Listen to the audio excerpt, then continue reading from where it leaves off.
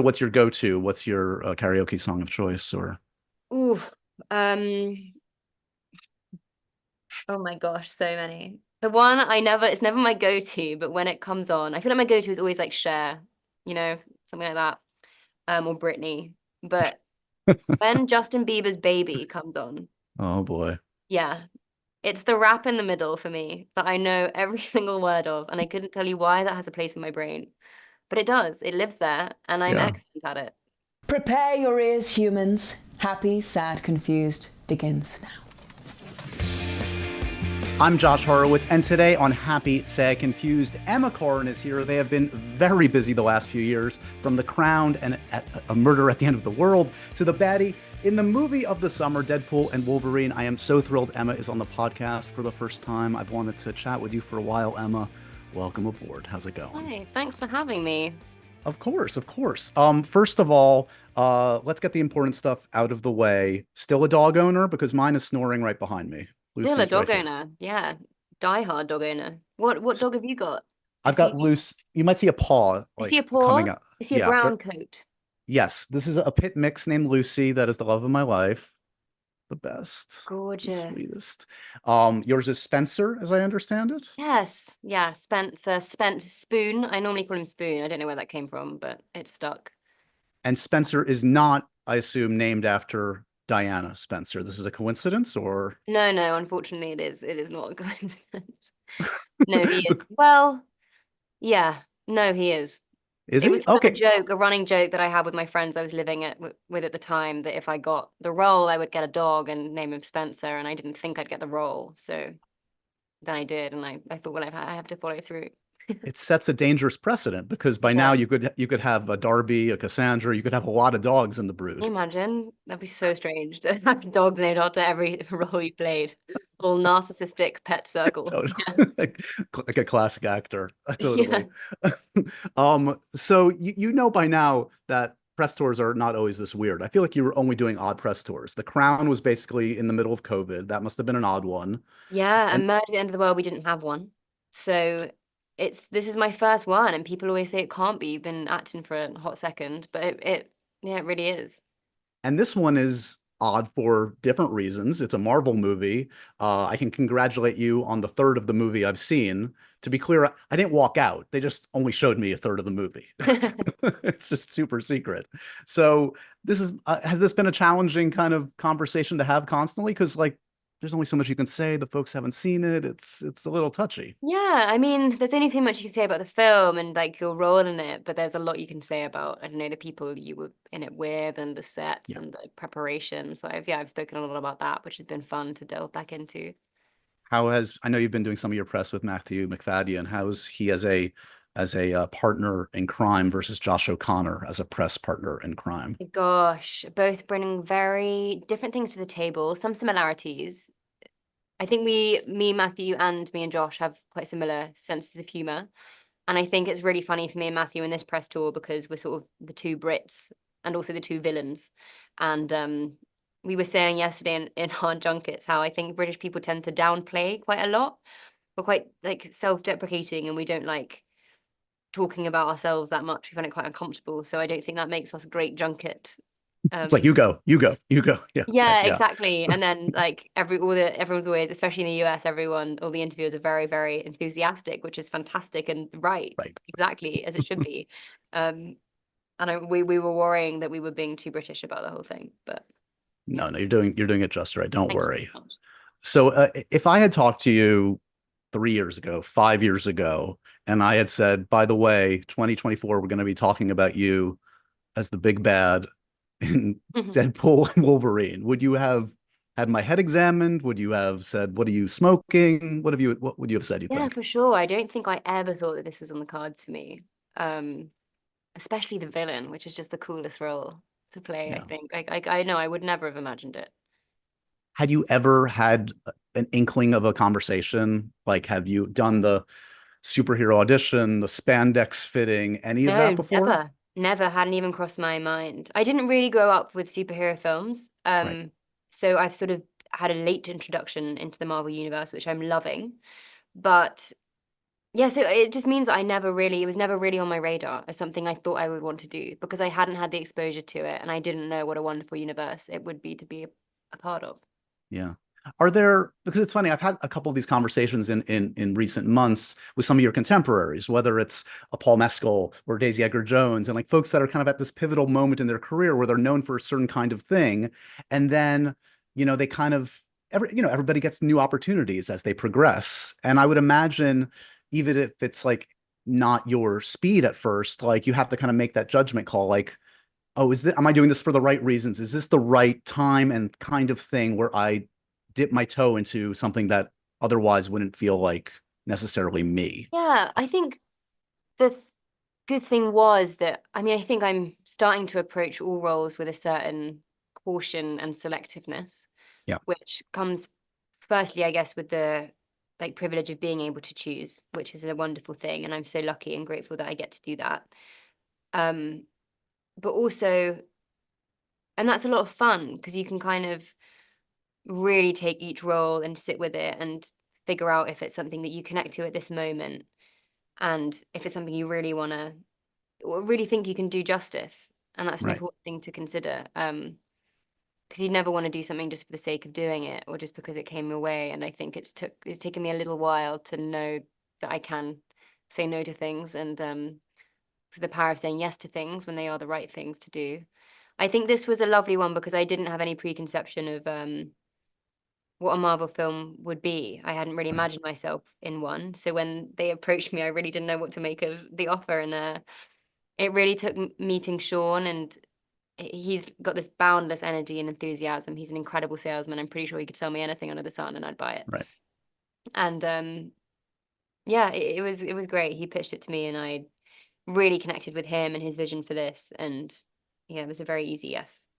So you talk about, like, again, the power of saying no and those wonderful, difficult decisions that emerge when you start to get new opportunities. I was looking back at like when this was announced, and I know it doesn't always kind of like jibe with what's the reality, but I think in basically 2 successive days, it was announced that you were doing this and you were going to be in Robert Eggers' Nosferatu. Yeah.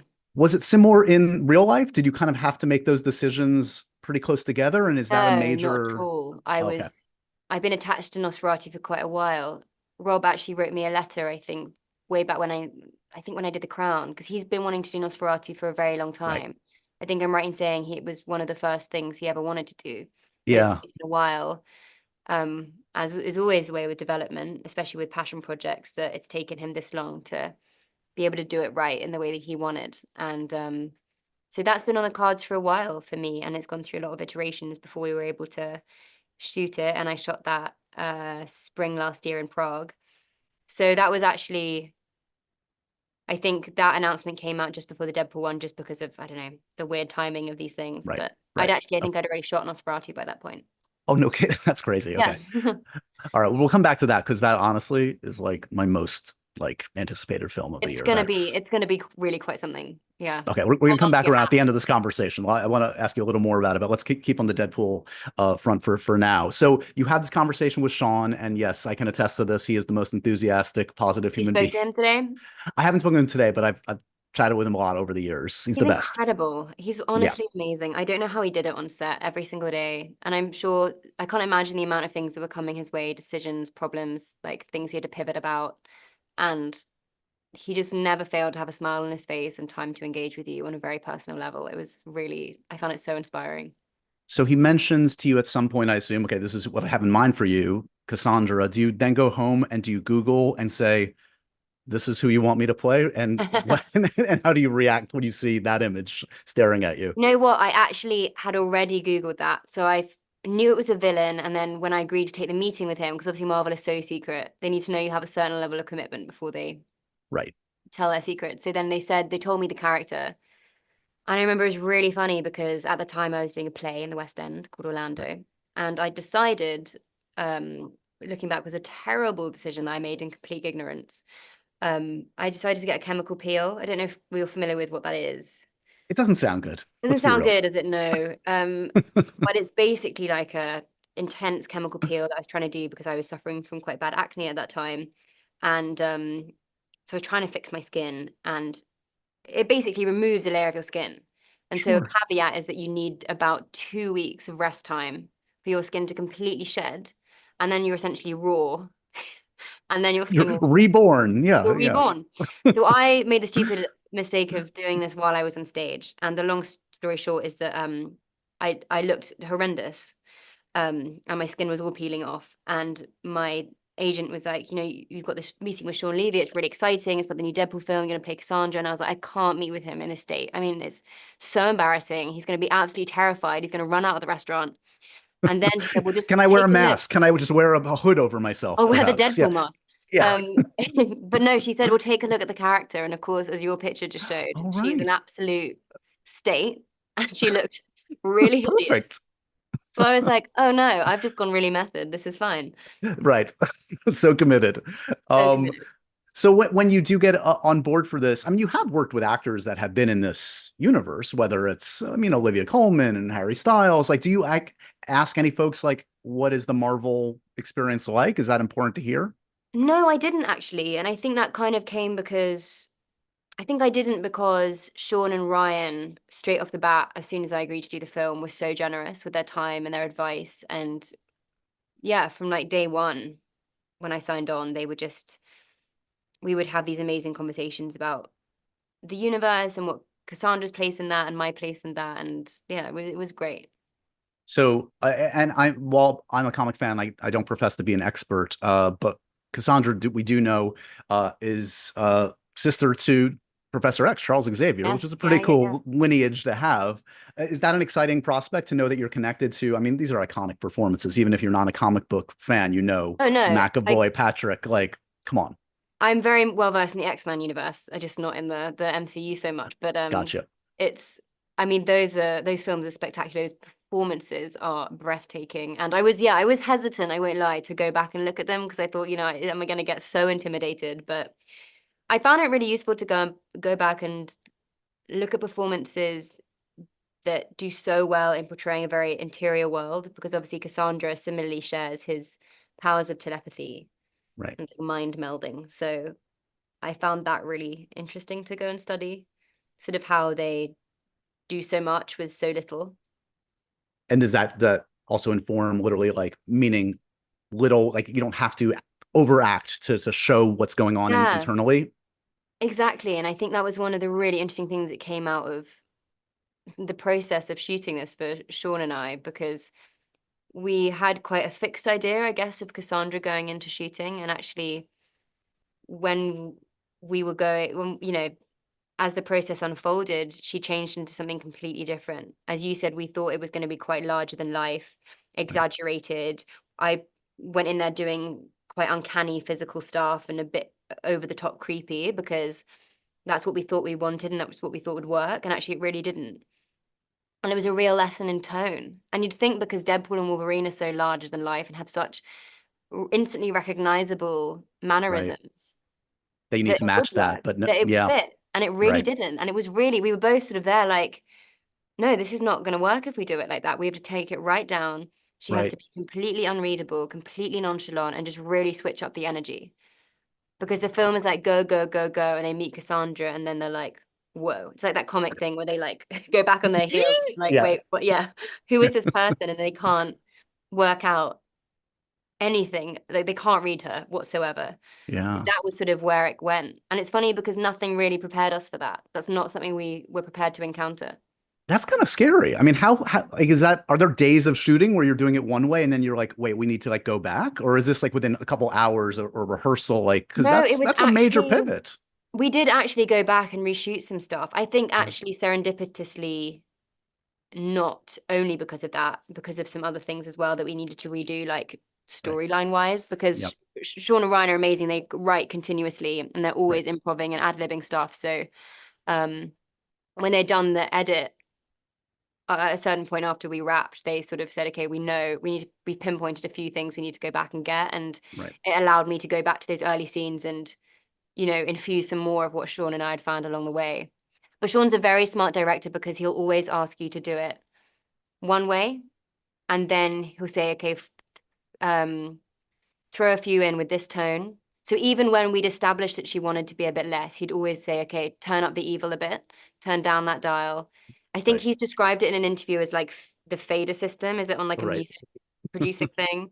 You turn up the volume on something, you turn down the volume on something else. He's a director that's very well versed and prepared for the edit because he Amazing. knows you want all the options. You don't know what you're going to need at any given moment. Of course, you need the trust in the director, right? Because if you're going to give them all those options, because in the edit room, if they don't know what the hell they're doing, that's going to be a fucking mess. Exactly. And Sean's very easy to trust. He's like, yeah, he wears his heart on his sleeve. He's very transparent. You never think that he's trying to like trick a performance out of you or, yeah, manipulate I things know. out of you. He's I mean, he's so brilliant. He's so communicative and thoughtful and just straight up.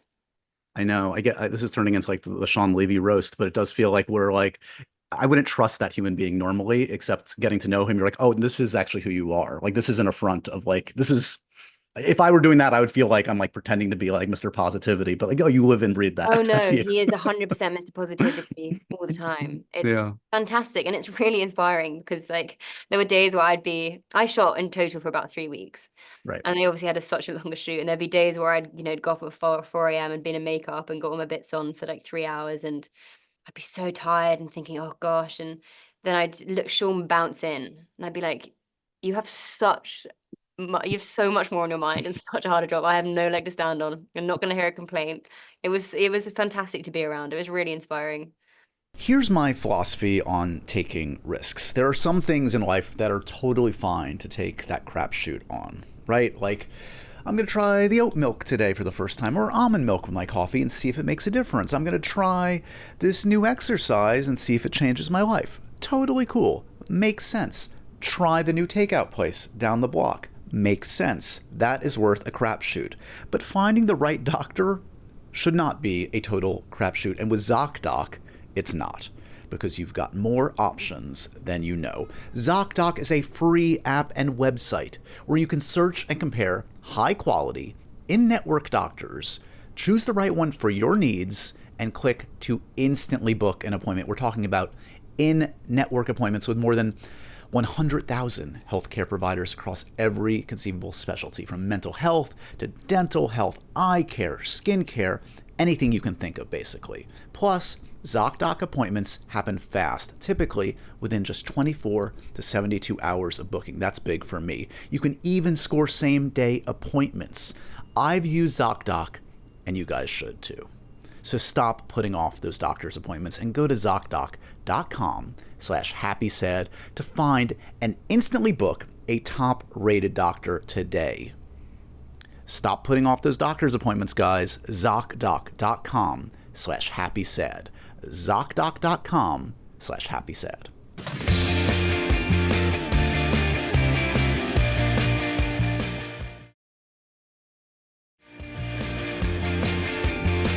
Is there a sense of pride coming off of this? Because again, this is a new thing, and this is like, we've never seen you clearly in this kind of a role, in this kind of context. Do you feel like you've like checked a box, you've kind of unlocked something? Yeah, for sure. In a very unexpected way that I never knew it Right. was a box that I'd want to tick, and now I'm so glad that I have. And it also opens the door for so much more stuff for me in terms of like I've never really had the door open in the Marvel universe in terms of like my interest in it, and now I'm going through all the films and the comics, and it's a fascinating world, and it's been so fun on the press tour meeting all the fans, and it's an incredible community to be a part of. Yeah. Not to mention, I mean, now you can kind of think about this. It's probably not healthy to think about when you're walking into it, but like the line of villains in these films. I mean, it's like No, the Kate Blanchetts, the I know. Hiddlestons, like it's, Christian An Bale, like, come on. amazing roster of Yeah. talent, isn't it? It's very Yeah. intimidating. I try not to think about that. Right. Well, the deed is done. You did it. So all good. If you'll indulge me to go back a little bit, growing up, are you the anomaly in the family? I mean, is there a lot of love of arts and culture and theatrics, or is everybody like, where did Emma come from? A little bit. Yeah, as in my siblings don't do anything remotely like what I do. Yeah, neither did my parents. So I don't really know where it came from. What did they make of it when it kind of got serious for you? Which, as I understand, it was probably in boarding school when you started to do theater? Before then, I always did a lot of theater as a kid and would always be putting on plays at home. But I don't think my parents were really encouraging actually of it. They always were. But I don't think they ever thought it was going to turn out to be my my job. Right. Well, who would? It's not Who would? what most Who people. would? Yeah.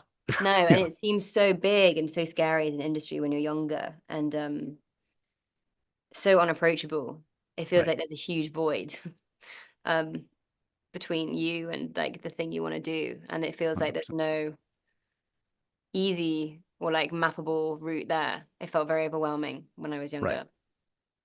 Growing up, or even when you're kind of coming of age as an actor, the actors that were inspiring to you. I've heard you mention the great Ben Whishaw. Yes. Who are the ones that come up in your brain when you think back to A those lot early of the days? like there's a lot of the sort of beloved English actors. Helena Bonham Carter, Room with a View, I grew up watching and absolutely died for. All the performances in that. You've got Judi Dench, Maggie Smith, Helena. That was Yeah. really, I returned to that film again and again. I think it's beautiful. Um, yeah. And then, yeah, Ben Whishaw. Um, Any man that can do Paddington and Hamlet and James Bond, you Q. can't Come on. talk about versatility, talk about vulnerability and nuance. And I feel like no matter what interview I do, I always end up talking about how much I love Ben Whishaw. It's so weird. Well, this is justifiable. Cloud No, Atlas, he breaks my heart. He's amazing. He's he is amazing. He really is. yeah. I saw him recently in Maggie Nelson's Bluets by Katie Okay. Mitchell in London. They were, yeah, it was with Emma Darcy and yeah, I've it's a still never fantastic seen him film. on stage. I can't imagine. He must kill it on stage. Oh yeah, he kills it. Yeah. Yeah. And then, I mean, obviously getting to know Helena, what's it like to start to like actually know and work with and collaborate and become friends with the You people know what?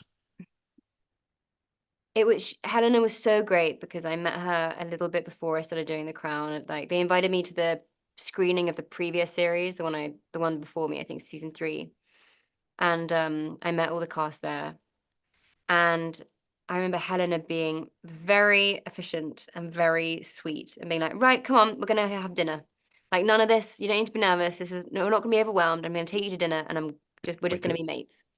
And I'm amazing. so grateful for that because I was so nervous and didn't know what to say to anyone or forgot how to speak. And it was great. And we became great friends. And she's been an amazing mentor and protector and sort of helped me really navigate, especially those early years of The Crown and yeah, everything that came with that. Well, I mean, she's done it all, like from those Merchant Ivory things to like Harry Mm. Potter to all, Done it the Tim all. Burton collaborations, musicals, like talk about someone Yeah. that's been through it and has the experience and the Yeah, chops. and you can really tell that. And she has such a sure sense of who she is and her boundaries and what she will do and won't do. And I found that at a very entering the industry very suddenly at a very young age in a very high profile role, I found that really inspiring and like a real guiding light. So I know you've talked about the famously long audition process for The Crown, et cetera, but and I won't make you rehash it all, but I am curious, like just generally speaking, like where your head was at when you finally land that role, which on paper would seem to be a game changer, but you never know. I guess like if I talked to you like on the brink of that, did you feel like optimistic, excited about where the career was headed? I had no idea. That audition process is the wildest thing that's ever happened. It was about a year long, back to back, with like long periods where I didn't hear anything, and then we'd be contacted by the team, and then I'd come in again for more meetings, and I wouldn't hear anything, and then it was honestly wild. Like the whole thing, start to finish, is pretty nuts. And by that point, I think my expectations were so low because it had been so like stop starty for a Right. year of my life at a time where I was like, I'd done a few things, but I was still working, you know, small jobs when I wasn't acting. And yeah, I really wasn't expecting it. Right. So when I got that role, it was complete. I couldn't believe it. I really, really couldn't. I don't think I really believed it at all until I sort of, you know, started getting scripts through my door, and then it sort of started to fall into place. And then when you start to step on set, I mean, the thing about The Crown again is it's so atypical of any kind of quote unquote TV series. I mean, the production value, the scripts, the actors, this is the highest possible level you could be working in television. Is there imposter syndrome, and does that ever subside? Huge, huge imposter syndrome. I was so nervous my first few weeks on that set. And I remember I kind of used it because my first few weeks were coincidentally the same scenes as when Diana first goes to Balmoral in Scotland. And I remember there was this like that dinner scene where she's sitting at the table and with all the family. So it was literally every single member of that cast, all that crazy, talented, intimidating cast, and who were so nice, but had the most imposter syndrome. And I remember I had to do a little monologue, like this stupid story Diana has about a deer, and I just couldn't get it out. I couldn't do it. I kept stumbling because they were meant to be acting intimidating because I was Diana and the Right. first time in their home, but I was like my first week at work. And so Why they are were they just being so staring mean me to me? down. Oh yeah, they're acting. That's what they're supposed to be doing. He was staring me down at this table, and I just couldn't get the story out, and I kept getting the words wrong and tripping and saying them back to front, and I went to the bathroom and cried and cried and cried, and I think I called my mom, and I eventually pulled myself together and went back in and managed to do it. But it takes a while, but it never goes. Like I had that on, not as badly, but I felt so intimidated coming into this role as well, you know, opposite Hugh and Ryan, who've been playing these roles for so many years and are so good at what they do. Right. Well, I mean, this is a constant conversation I have with, and I'm sure you know this, like with actors that have been doing it for decades. And this is the differentiation, I think, between the ones that aren't so great and the ones that care. It never goes away, as you probably well know. You'll probably be feeling this in 30 years, and I that's hope so. because you care. Yeah, you do. Yeah, it is. It's a joy to care, really. We're really lucky to care. Yeah. Yeah. It also probably helps. Again, we're talking about Helena, but like someone like Olivia Colman, she did the podcast recently. And my gosh, if there's anybody that's just like more fun and like antithetical to what you think she could or should Oh, be, totally. Yeah. like, Yeah. I mean, She's so much fun. one of my favorite things was watching your acceptance speech via Zoom. And as much as your speech is great, watching Olivia basically jump out of her seat and start dancing in celebration for you. I mean, come Yeah. on. She's an angel. That whole cast became like a real family. And I think even though we go through periods of not seeing each other or not, you know, being in touch as much, you really feel tethered to these people because I Right. think that series really joins people together. You feel like you've really grown together through something really significant. Does also going through it to a degree with someone that is a contemporary like Josh O'Connor at that time help a little bit? We're like, this is crazy, right? This is Yeah, crazy. Yeah. definitely. I mean, we both went through a lot on that Yeah. show. I think it changed both of our lives quite considerably. And it was really nice to feel like you were going through that with someone. Yeah. Yeah, I couldn't have asked for a better co-star, honestly. I really lucked out with that one. He's amazing. I assume you've seen Challengers by now. You know what? I haven't yet. I haven't. Emma. No, I know. I need to. I'm so excited about it. It's one of Amazing. those things where I've been busy doing this and Yeah. I was finishing a job before this, so I haven't had a chance to properly. I need time to get into the zone to really, for my brain to It's stop wearing, you know, and to be able to sit down in a cinema and see it. Because yeah, also you I don't feel want to be like you have to see distracted. it. You have to see it in a Yeah, cinema, right? you Yeah, should. You yeah, should. It's Luca. I mean, Luca, yeah, have to. delivers. It's amazing. You mentioned Orlando, and I know theater has been important to you, whether Anna X or Orlando. Have you found like, I mean, Orlando seems to be a transformative, I mean, it's cliche to say that, but it is like that's that kind of role, right? Did it feel like, despite the chemical peel and Sean Levy meetings, it was a transformative experience for you as a human and as an actor? Orlando was one of the most fulfilling, joyful times of my life, really. And as an Yeah. actor, I think that being on stage is like some kind of strange MOT for you and your soul. I think there's a way that you feel when you're on a stage and everything's live and you get to act without interruption. When you can do it for an hour, 2 hours, 3 hours, however long you're on stage for, however long the play is, and you know, those little differences, the things that change every night, being in a rehearsal room, that community, it's a completely unique experience and I love it so much. And I know that throughout my life, hopefully, if I'm able to and lucky enough to, I'll return to it again and again. And It also does working feel with like Michael was the one I just love Michael Michael Grandage, Grandage right? so much. I want him to Yeah. adopt me. He's just like he's one of the best people. And you basically worked back to back because then My Policeman was probably Yeah. like right before or after. Yeah. Yeah. Yeah. Yeah. No, I mean, I've noticed that too, obviously talking to both theater performers and folks promoting films. Like I did a thing with like the Merrily We Roll Along cast here in New York. And it was basically Yes. like, it was basically like an hour of them crying into each other's shoulders for an hour. It's just like, they're like in the trenches together. And it feels like such like, I mean, films can elicit that too, to be fair, but there's something about the community of They're very different things. They're very yeah, different beasts. You know, we love film for all the reasons we love film. It can of move us course. beyond anything, and it's something we can return to again and again. And Yeah. as a process for an actor, it's very different to theatre. They both have very different highs and lows, but I would say that I'm never so filled with constant feeling and joy and like challenge and fulfillment. It's a very live experience, theatre, because the Yeah. stakes are high. Yeah, and I think Yeah. that is also, I remember that's what I really struggled with, and it was a challenge in Orlando, was like the managing adrenaline, because you'd Right. assume that once the show was up, you kind of, you can do your day and then go to the show in the evening, but the adrenaline kicks in the moment you wake up. Of So it course. takes real stamina to like pace yourself throughout the day. And yeah, but it's a fantastic experience. I loved it. And And then especially that show, because it meant so much to me and so many people. And yeah. yeah. Did Tilda Swinton ever see it?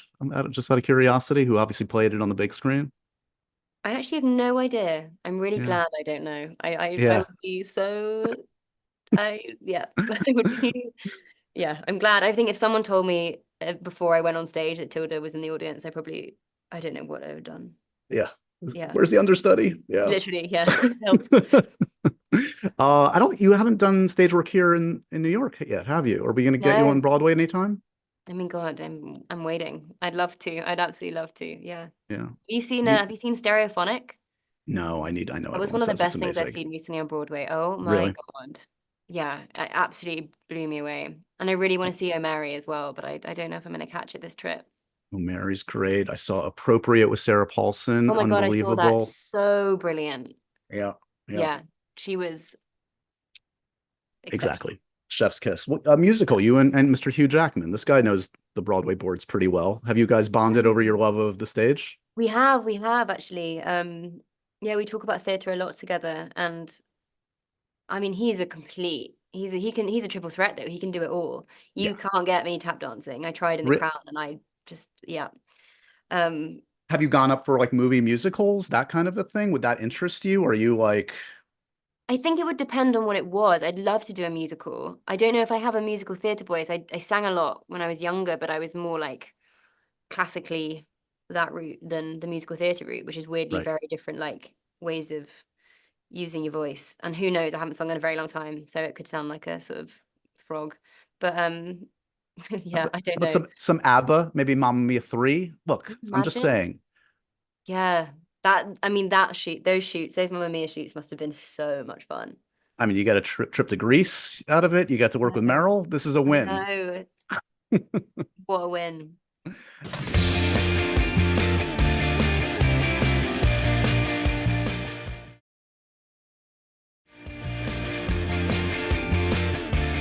I'm actually literally in the middle of watching A Murder at the End of the World, which is fantastic. I'm late to Are it, you? but I am. I was watching it anyway, and then this came up. So, and I'm a big fan of Brit and Zal, and the ensemble in that is fantastic. Again, this feels like shooting in Iceland. You're front and center. Like that's probably a long shoot, I would imagine. Oh, it was Again, long. Yeah, it was long, but it was incredible. It was one of the best experiences I've had. Yeah.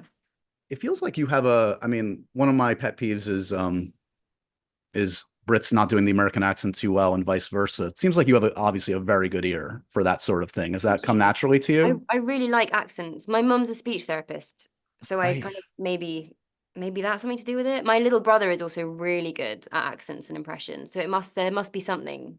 And he does like science, so there must be Something in the something. genes. Yeah.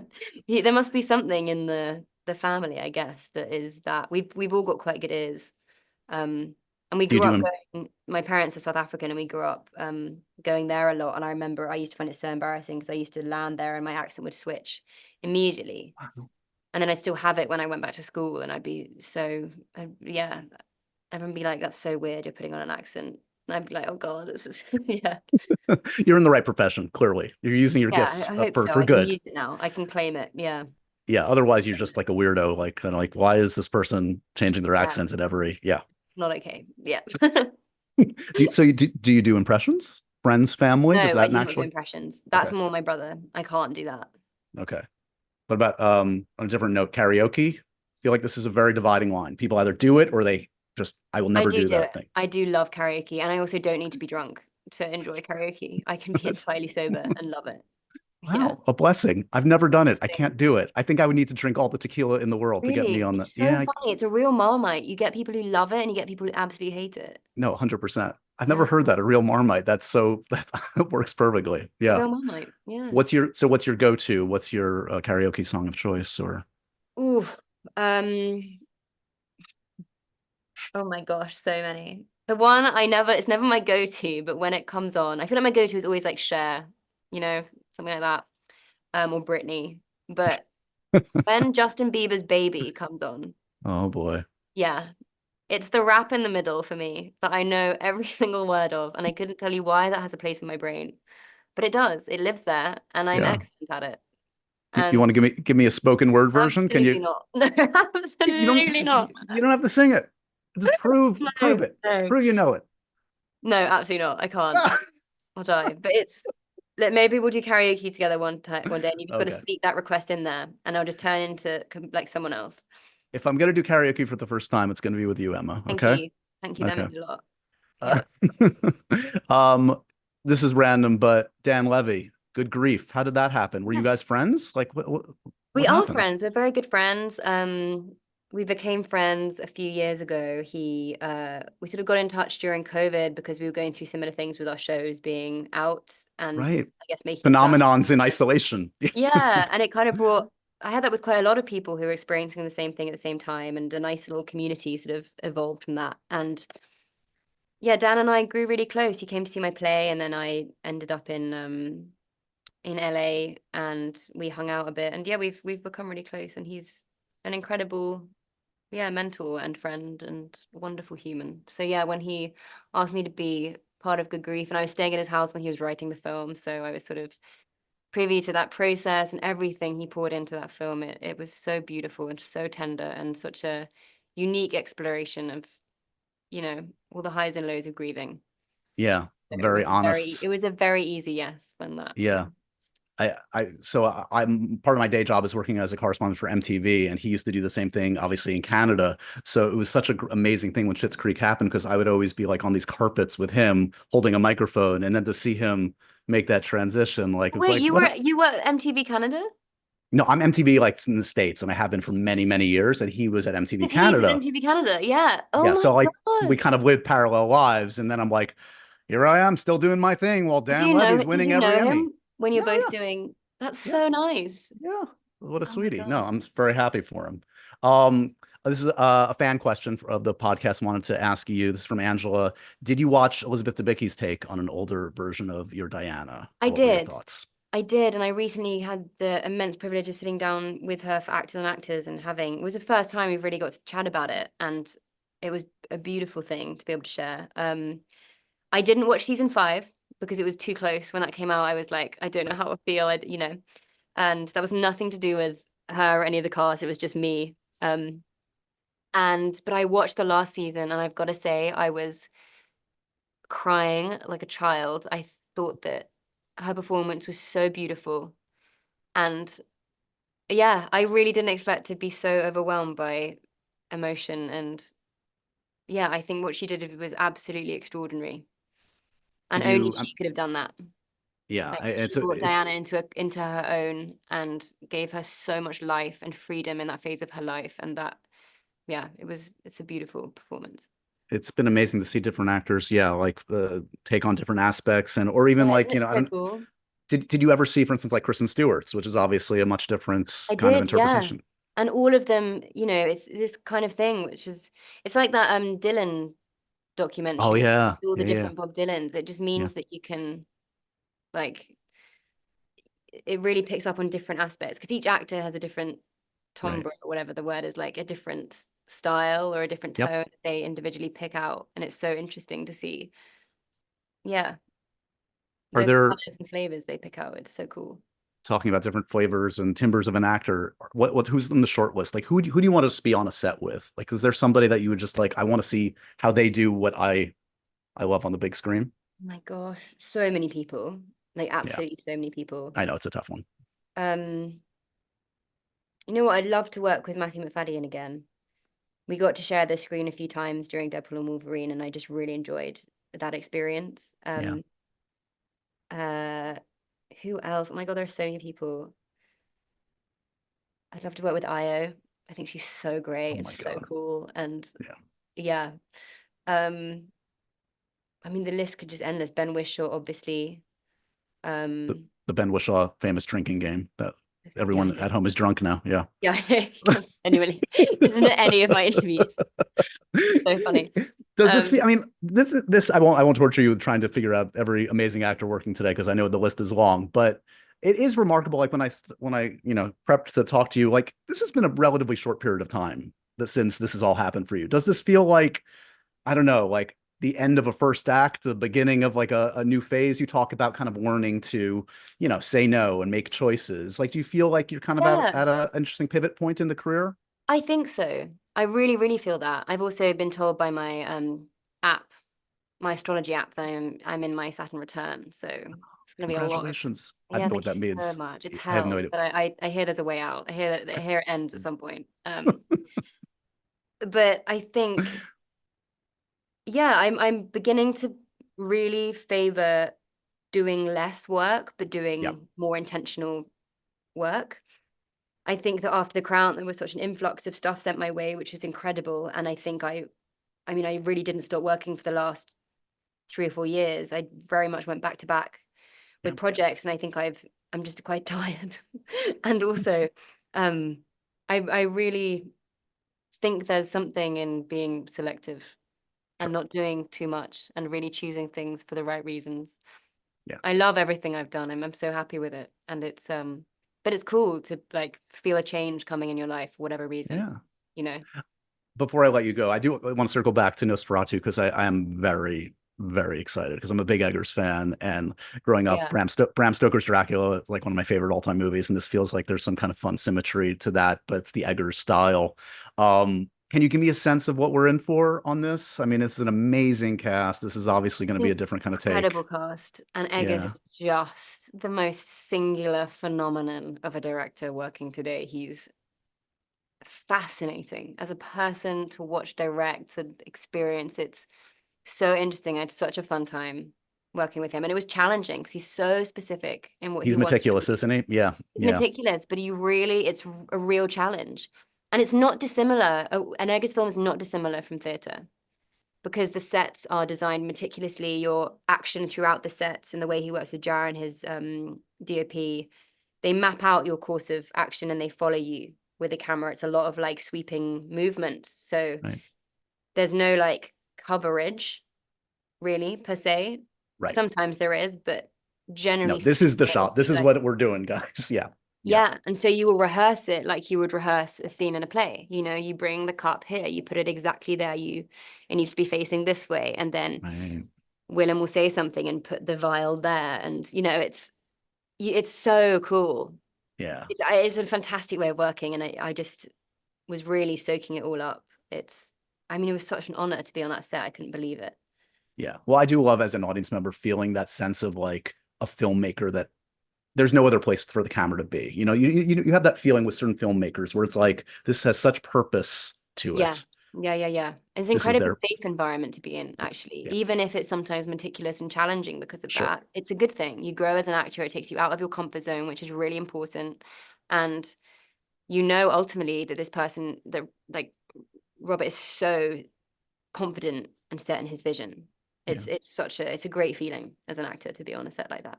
We're gonna end with the happy, sad, confused, profoundly random questions. Emma, are you Yeah. ready? Okay. God, yeah. I think I know this. Dogs or cats? Dogs. Okay. Do you collect anything? Match things sometimes. I like to do matches. The Like match. matchbooks? Yeah, Yeah. matchbooks, Hmm. yeah. What's the wallpaper on your phone?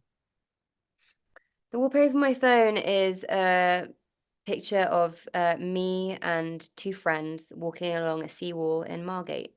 Yeah. Oh boy. Last actor you've been mistaken for?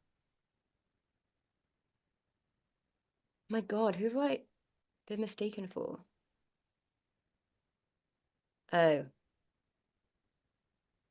Who? No, I don't think I have actually. There's only one Emma Corrin. I Who don't would you? think I have. Okay, fair enough. What's the worst note a director has ever given you? Ooh. It's not the worst at all. Okay. Okay. But it's not bad in any way because it was for the right reasons. But I remember Eggers wanted it was the worst for me because I was so worried I couldn't do it. But Eggers was like, you can't move your eyebrows. And my eyebrows are like all I have. My expression is my biggest power. This is Without my my money expression, maker. I was like, I can show myself out. I'm going to be terrible. But he was like, I want absolute stillness on your face. And I found that so hard.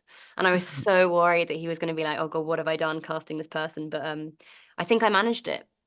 So Yeah. it was actually the best note I've ever got, but the I hardest one. could imagine then all you're thinking about is your face and you're just looking like a crazy person, just holding your Yeah. It's so good. He'll come in and be like, eyebrows.